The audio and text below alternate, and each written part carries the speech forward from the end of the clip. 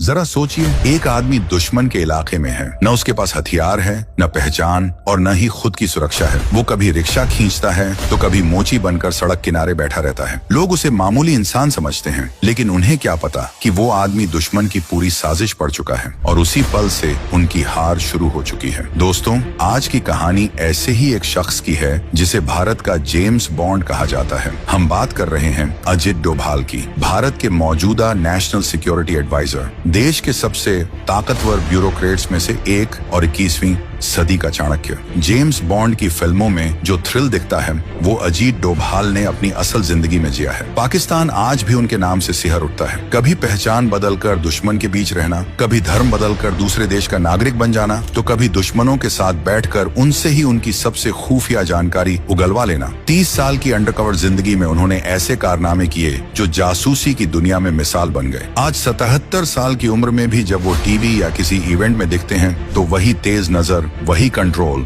और वही आत्मविश्वास साफ झलकता है। भारत की फॉरेन पॉलिसी हो या नेशनल सिक्योरिटी, हर बड़ा फैसला आज भी उनकी निगरानी में होता है। तो सवाल उठता है कि आखिर क्या है उनमें ऐसा खास जिसने नामुमकिन को भी मुमकिन बना दिया। आज रहस्य टॉक शो की इस वीडियो में हम अजीत डोभाल की जिंदगी के उन किस्सों को जानेंगे जो उन्हें एक आम आईपीएस अफसर से भारत का सबसे बड़ा स्पाई मास्टर बना गए। तो चलिए शुरू से शुरू करते हैं। साल था 1945, तारीख 20 जनवरी। उत्तराखंड के पौड़ी गढ़वाल में एक फौजी परिवार में अजीत डोभाल का जन्म हुआ। उनके पिता मेजर जीरेल डोभाल इंडियन आर्मी में अफसर थे। अनुशासन और देशभक्ति उन्हें विरासत में मिली। उनकी शुरुआती पढ़ाई आर्मी स्कूल से हुई, कॉलेज अजमेर मिलिट्री स्कूल और फिर यूनिवर्सिटी ऑफ आगरा से इकोनॉमिक्स में उन्होंने मास्टर्स किया। 22 साल की उम्र में यूपीएससी दिया और पहले ही अटेम्प्ट में उन्होंने आईपीएस क्लियर कर लिया। साल 1968 में केरल कैडर में एएसपी के तौर पर उनकी पहली पोस्टिंग हुई, लेकिन असली परीक्षा